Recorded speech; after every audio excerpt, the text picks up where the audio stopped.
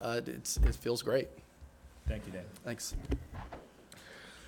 14,101 rushing yards, 3,329 receiving yards, 5 Pro Bowls, 2012 induction in the Hall of Fame. But as, if not more important, the Bart Starr Man of the Year in the NFL in 2006, the Ed Block Courage Award in 2001. If Dan is a world-class philanthropist, this is a universe-class philanthropist, Curtis Martin.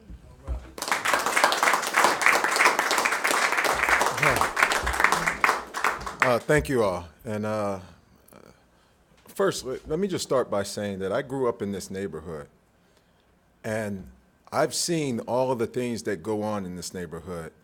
Just to give you an understanding of my background a little bit, when I was 9 years old, literally maybe 5 blocks from this field, my grandmother, who was like my mother, we found her murdered with a knife in her chest. I've had several friends who have had similar results in their lives. We all who come from this community, we know how important something like this is. We didn't have this when we were growing up. We didn't have these huge organizations. We didn't have a Dan Towers. We didn't have a Group 1001. Of course, there was a mayor, but we didn't have this mayor. And I don't think that we had the vision that Mubarak has for these kids. Now, there were a lot of guys who really cared about the kids, but I think their caring could only go but so far. I think that Mubarak has taken that care to a different level. And of course, he's had the help of others. And I just want to commend them first and foremost. If I did anything, maybe I just sparked it a little bit, but I've done nothing in comparison to what these guys have done. So I just really want to commend Mubarak and the entire organization, everyone who has helped you for getting this far. Listen,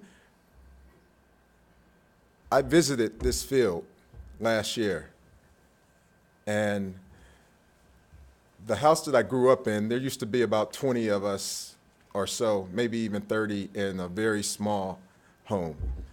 So I took my kids, I have a 3-year-old, a 5-year-old, and my wife. I took them to visit the matriarch of this house. And on our way leaving, I looked over and I saw this huge crowd, and I said, oh, there must be a game up at the field. I said, let me show you where Daddy used to play football when he was little like you. So my kids are excited. We go up there. We get out the car because I see a few people, and they say, I shake some hands, and I end up speaking to a few people. I end up seeing a lot of my old friends. And Aaron Donald, who you all know, was across the field because I think he was holding out of camp. So I walked across the field, said hello to him, and I was there maybe 20 minutes or so. After I left, me and my family, I got a text that a little girl had just got shot in the head and shot in the foot. Now, fortunately, that little girl lived.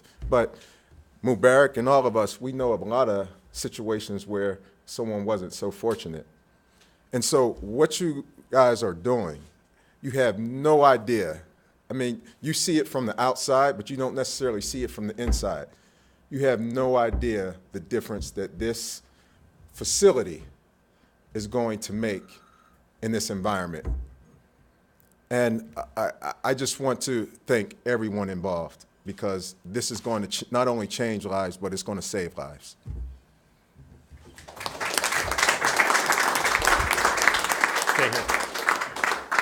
Curtis, I'm sure you're going to get a lot of other questions after this, but you have been looking at this for a little while, and Dan's commitment has made it real from your perspective. Yes. Then you see all of the stuff that's going on here, the public-private partnership, the commitments from the private sector and all levels of government and the community folks. I'm sure you're emotional about it too, but this is not a dream. This is now reality. So just talk about that for a second. Well, for me, what's important is some of you may or may not know the story. When I got drafted into the NFL, I remember talking to Bill Parcells on the phone when he called, and he says, son, we would like to know if you would like to be a New England Patriot. And I said, well, yes, sir. Yes, sir. And I hung up the phone, and all my friends and family were there, and I turned around and I said, I don't want to play football. I don't want to play football at all. Like, this thing has been kind of a joke to me, and I just had the talent to get here, but this is not what I want to do with the rest of my life. And I had a pastor there, and the pastor looked at me and he said, Curtis, well, listen, maybe all those wonderful things you say you want to do for your community and for the country and for the state and for the world, all of those big dreams you have, maybe football is just the vehicle that God has blessed you with to do that.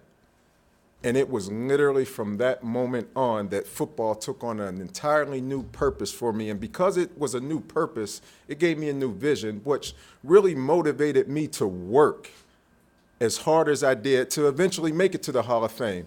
I didn't know anything about the Hall of Fame, or I wasn't even a football fan. I watched my first Super Bowl in my rookie year because I had to go to the Super Bowl. And what I've been able to do is understand the vehicle that the NFL, the stage that the NFL was for me. Without the NFL, I'm not standing here today. I'm pretty sure this vision would have still gone on without me, but that's what the NFL has afforded me to do. And so I say all that because for me, without the purpose of being able to save some of these kids' lives and give them something to do so that they're not doing other things, you know, football wouldn't really mean too much to me. Thank you, Curtis. Appreciate it. I'm sure you all have questions. Tim, do you want to moderate this?